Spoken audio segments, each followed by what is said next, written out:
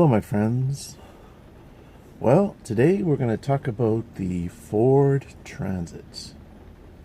I'm going to do similar to what I did with the ProMaster, and I'm going to read real life reviews from owners, positives and negatives.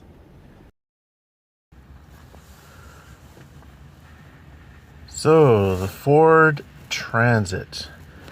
One thing people say is that, oh, gee, the transit has this huge long history. So, therefore it's reliable. I don't really know if I buy that thinking, because if it's a completely different vehicle, it's got a completely different engine, and, the structure is different, but they stick the name transit on it, does that make it worthy of all the positive history of that particular vehicle? I'm not so certain I agree with that. So I'm trying to think of some things that I recall from reading what people have said about the transit before I get into the specific owners. One thing that I have heard is that the brake pedal and the gas pedal are at awkward heights. One is significantly higher than the other, and a number of people have complained about that. However, I have heard other people say that you get used to it. Another kind of drawback I've heard is that the seats are not very comfortable. In contrast, the ProMaster seats are known to be quite comfortable. So that's a drawback.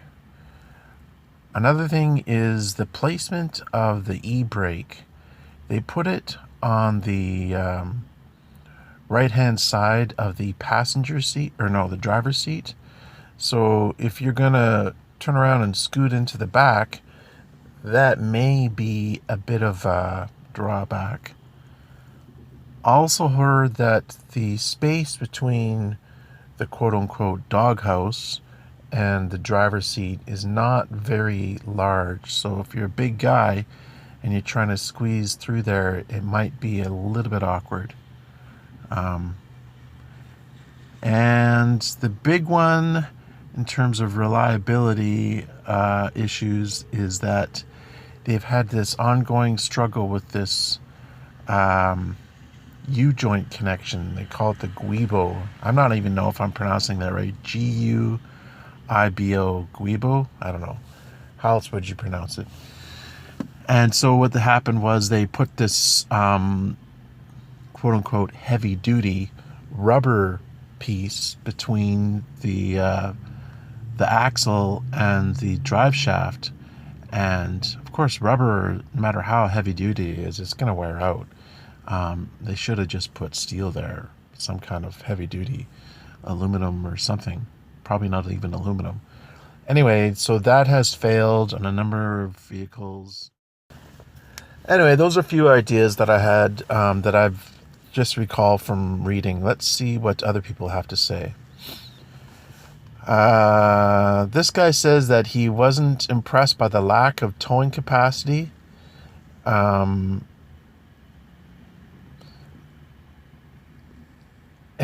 he didn't really like the fact that it did not come with four-wheel drive as an option. He said the fuel economy is pretty good. It's easy to navigate the passenger compartment.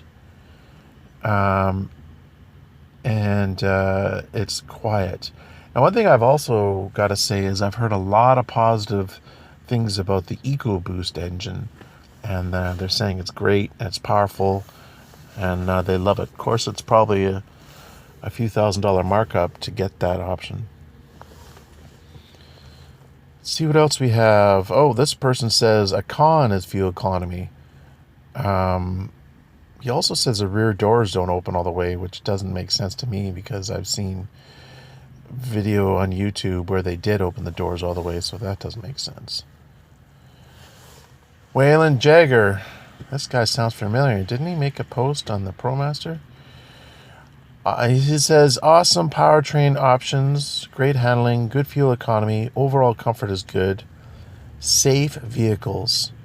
What he doesn't like, it lacks a 3-seat crew option, lack of factory 4x4 or all-wheel drive.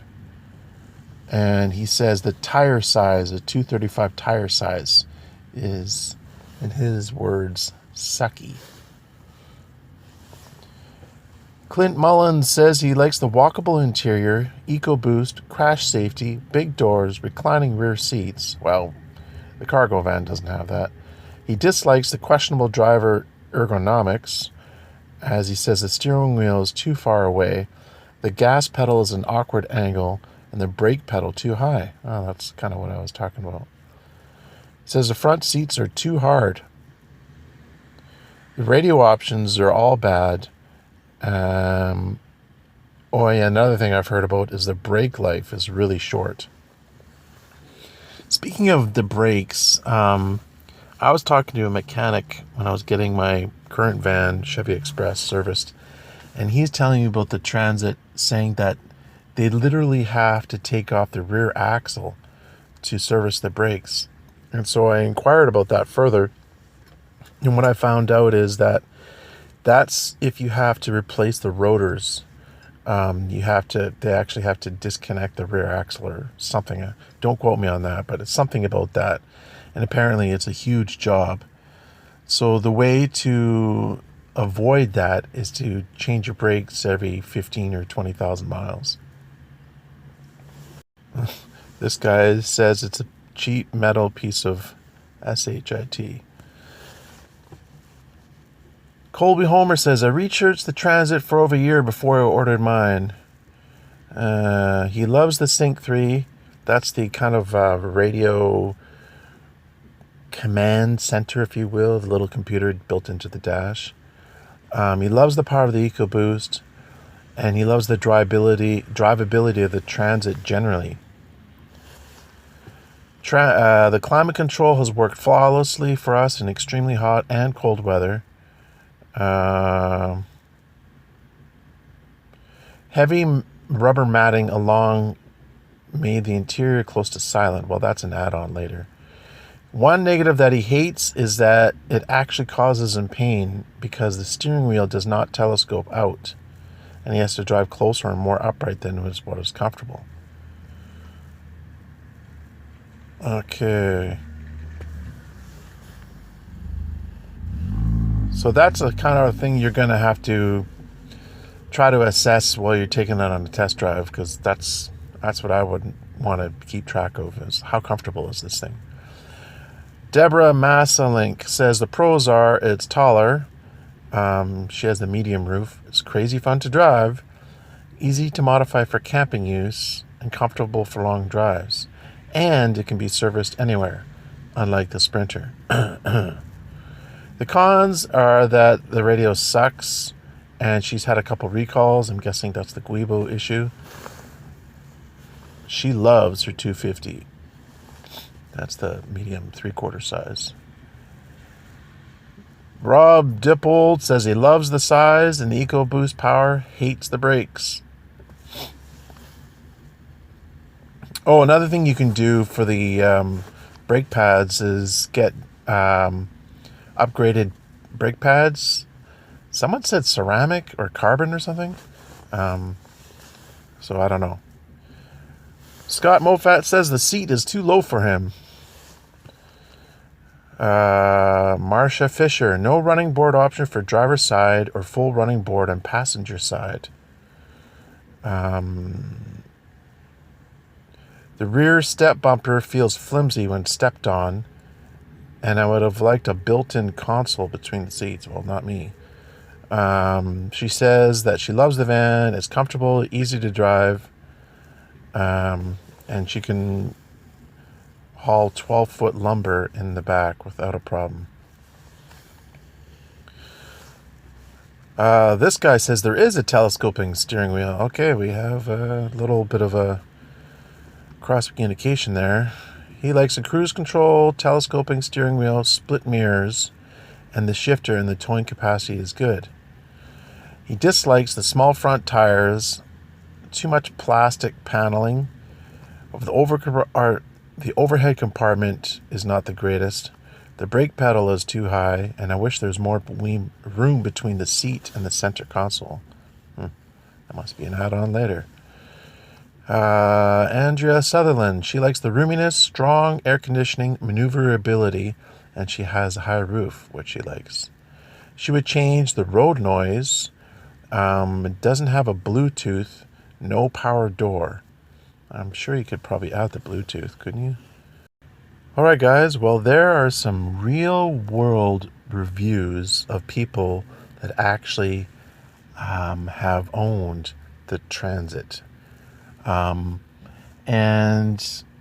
I think it's really insightful to get real world reviews rather than just some guy who is an editor or a writer for a car magazine who has it for like a week or two. All right, well there you go guys. Thanks for watching and be well, my friends.